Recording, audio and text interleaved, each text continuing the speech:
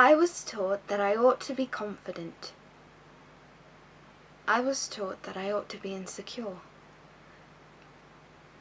I guess I thought it was a coincidence when I was brought up feeling so unsure. To be fragile is to be strong, and to be strong is to be wrong. But being fragile makes you beautiful because fragilities make you vulnerable. And that is the fashion, that is feminine. You are a girl for a man who only needs you sitting pretty, so don't bother being clever, funny or witty, because that's the man's job to do. And you don't want to seem intimidating now, do you? Because trust me, when you're good at something, you're competing. So you just keep on repeating. To be fragile is to be strong, and to be strong is to be wrong. But being fragile makes you beautiful because fragilities make you vulnerable. And that is the fashion, that is feminine. You are a girl for a man and nobody else. Like repeating that will ever make it make any sense, but it does, but wait. Pretty, fragility, vulnerability, femininity, fertility, equality? The only things equal are my understanding and my self-esteem.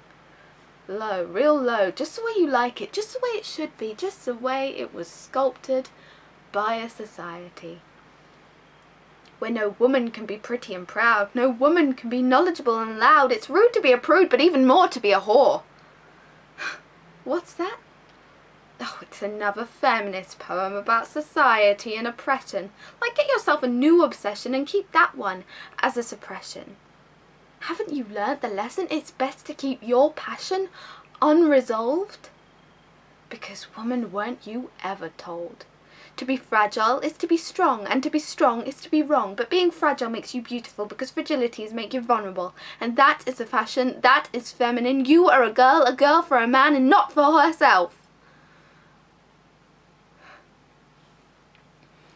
And you should have learnt somewhere along the line, not by a teacher, parent or guardian of some kind, but in the midst of the media and the magazines, that you're a woman by the time you're a teen, and you ought to be confident, but you ought to be insecure, and you should just accept it's a coincidence when you're brought up feeling so unsure about yourself, about your wealth, about your worth, your mental health. Everything and everything should leave you questioning how great you could be, not how great you already are. Though your talents shouldn't be contained to a jam jar.